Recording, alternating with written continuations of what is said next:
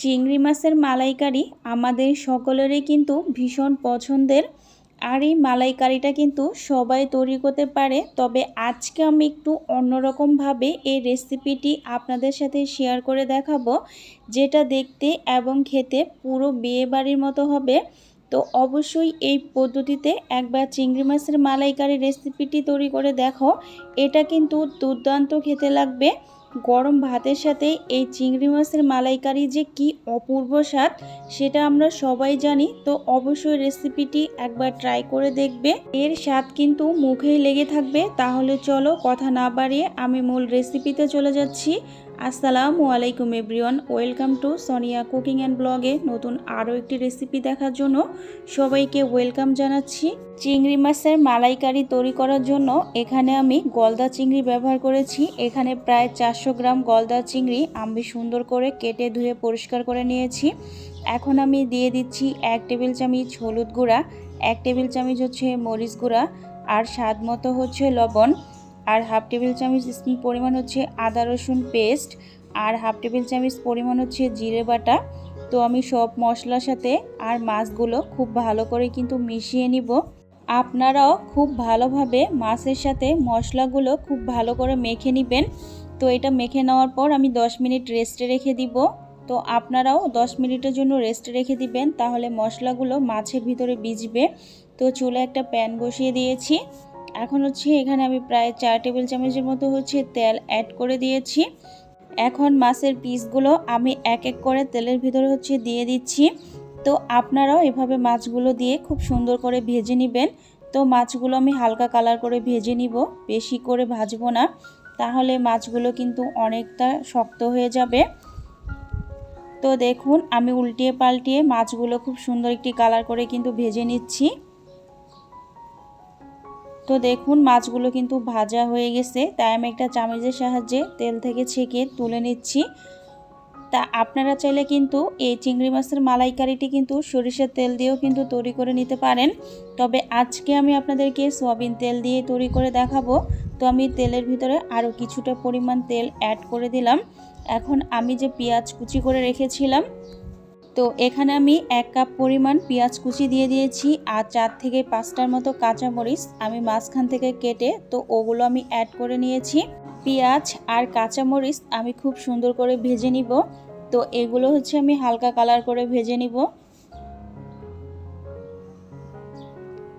তো দেখুন আমি কিন্তু নেড়ে চেড়ে পেঁয়াজগুলো কিন্তু ভেজে নিচ্ছি। তো পেঁয়াজগুলো যখন হালকা একটু ব্রাউন কালার করা হবে, তো তখন হচ্ছে আমি এখানে কিছু পরিমাণ মশলা আমি অ্যাড করে দিব। 1 টেবিল চামচ পরিমাণ হচ্ছে আদা বাটা, হাফ টেবিল চামচ পরিমাণ হচ্ছে রসুন বাটা, আর 1 টেবিল চামচ পরিমাণ হচ্ছে জিরে বাটা। তো আমি মশলাগুলো দিয়ে আর পেঁয়াজের সাথে খুব ভালো করে কিন্তু ভেজে নিব। তো এভাবে যদি মশলা ভেজে যদি চিংড়ি মাছের মালাইকারিটি তৈরি করা হয়, তাহলে আপনার চিংড়ি মাছের মালাইকারি খেতে কিন্তু অনেকটা ভালো লাগবে। তো এখন হচ্ছে আমি কিছুটা পরিমাণ পানি অ্যাড করে দিব। তো এখন আমি একটু নেড়ে দিচ্ছি। তো এখন আমি দিয়ে দিব শুকনা মশলা, তাই এখানে 1 টেবিল চামচ পরিমাণ হচ্ছে হলুদ গুঁড়া, আর হাফ টেবিল চামচ পরিমাণ মরিচ গুঁড়া, আর হাফ টেবিল চামচ পরিমাণ হচ্ছে জিরে গুঁড়ো। তো সব কিছু আমি দিয়ে খুব ভালো করে নেড়েচেড়ে হচ্ছে কষিয়ে নিব। তো মশলাটা যতটা কষানো হবে আপনার তরকারিটি খেতে কিন্তু ততটাই ভালো লাগবে। তো মশলা কিন্তু আমার কষানো হয়ে গেছে। এখানে হচ্ছে আমি টমেটো অ্যাড করে দিয়েছি। তো এখন আমি আরও কিছুটা পানি দিয়ে কিন্তু মশলাটা খুব ভালোভাবে কিন্তু কষিয়ে নিব। এখানে কিন্তু আমি হাফ কাপের একটু কম টক দই কিন্তু দিয়ে দিয়েছি, তো ওটা আমার স্কিপ হয়ে গেছে। তো আপনারা কিন্তু দিয়ে দিবেন। এখন আমি দিয়ে দিলাম হাফ কাপ পরিমাণ দুধ। তো এখানে হচ্ছে আমি লিকুইড দুধ ওটা দিয়ে দিলাম। তবে দুধ আর টক দই কিন্তু অবশ্যই দিবেন, তাহলে আপনার চিংড়ি মাছের মালাইকারিটি কিন্তু একদম পারফেক্টভাবে কিন্তু তৈরি হবে, একদম যেন সেই বিয়েবাড়ির স্বাদ। তো এখানে আমি ঝোল দিয়ে দিলাম। এখন আমি এটা 10 মিনিটের জন্য ঢাকনা দিয়ে ঢেকে রেখে দিয়েছিলাম। তো দেখুন তরকারিতে কিন্তু অলরেডি কিন্তু বলক চলে আসে। এখন আমি যে ভেজে রাখা চিংড়ি মাছগুলো আমি ঝোলের ভিতরে কিন্তু অ্যাড করে দিলাম। তো এখন হচ্ছে আমি একটা হাতার সাহায্যে কিন্তু একটু নেড়ে চেড়ে দিচ্ছি। এখন আমি ঢাকনা দিয়ে আবারও 10 মিনিটের মতো রান্না করে নিব। 10 মিনিট পরে আমি ফিরে এসেছি। এখন আমি দিয়ে দিব স্বাদ মতো লবণ। তো লবণটা দিয়ে আমি খুব ভালো করে নেড়েচেড়ে মিশিয়ে নিব। তবে আমি চেষ্টা করেছি খুবই সহজ আর ঘরোয়া মশলা দিয়ে কিভাবে চিংড়ি মাছের মালাইকারির রেসিপিটি তৈরি করতে হয়। তো এখন আমি দিয়ে দিব এখানে ধনেপাতা কুচি।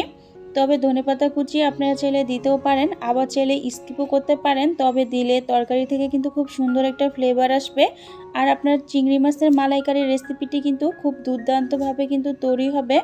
তো দেখুন আমি নেড়েচেড়ে খুব ভালো করে কিন্তু মিশিয়ে নিচ্ছি। এখন আমি দিয়ে দিব এখানে হাফ টেবিল চামচের একটু কম গরম মশলার গুঁড়ো আর হাফ টেবিল চামচ স্পুন পরিমাণ চিনি। তো চিনিটা দিলে আপনার চিংড়ি মাছের টেস্ট খুব দারুণ আসবে আর খেতে কিন্তু খুবই ভালো লাগবে। তো দেখুন আমি নেড়েচেড়ে খুব ভালোভাবে মিশিয়ে নিচ্ছি। তো আমার চিংড়ি মাছের মালাইকারির রেসিপিটি কিন্তু একদমই রেডি। তো এটা এবার আমি গরম গরম পরিবেশন করে নিব। আমি একটা সার্ভিং প্লেটে চিংড়ি মাছের মালাইকারি পরিবেশন করে নিচ্ছি। তো চিংড়ি মাছের মালাইকারি আমরা সবাই বাড়িতে ট্রাই করি, তবে এইভাবে একবার বাড়িতে রান্না করে দেখো, এটা খেতে কিন্তু অপূর্ব স্বাদ হয়। তো আজকে চিংড়ি মাছের মালাইকারির রেসিপিটা তোমাদের কাছে কেমন লাগলো অবশ্যই কিন্তু একটা লাইক বা একটা কমেন্টের মাধ্যমে আমাকে জানাবে।